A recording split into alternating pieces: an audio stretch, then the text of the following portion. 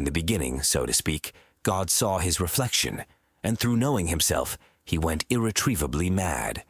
Wanting release, he plunged into a stupor so deep that he caused his very soul to collapse and sunder. The churning cauldron of irreconcilable absolutes that resulted clashed and battled for eons uncountable, until amongst all the eddies, between the warp and weft of the evanescent froth, were born the All-Father's infinite offspring, the children of the mad god, the overmonitor, the supreme being, chaos breeding through sheer random luck, pockets of orderly rhythms. Patterns emerged, and from these arose newer, more complex melodies, whose interplay grew harmonics that grew into songs, and, in some infinitesimally rare instances, sometimes grouped up to form vast cosmological operas. But these jewels, no matter how bright, how brilliant, how exquisite, were always but fleeting fits of the cosmic breeze. None could weather the infinite enmity the Overmind's mad dance has bred and continues to breed.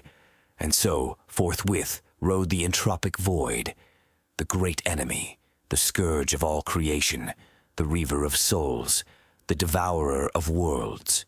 But still, for all the inevitability of their plight, no matter how dark the night or how abyssal the deep into which the mind's imaginary candle was plunged, a spiteful flicker, a fitful spark, a baleful ember of its incoagulable flame always endured.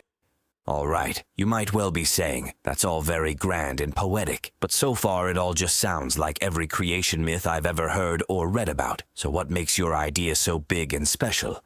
Well, the reason I titled it The Tao, or Way of Grimdark, is because in this ultimate shared reality, we've essentially created the cosmic version of Am from I Have No Mouth and I Must Scream. In essence, God hates and dreads his lonely existence and wants it to end.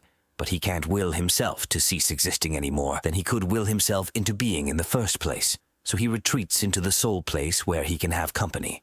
He splits himself into infinitely many slices to entertain himself. We exist solely as a means to keep him sane, or more accurately, to keep him amused. Forever.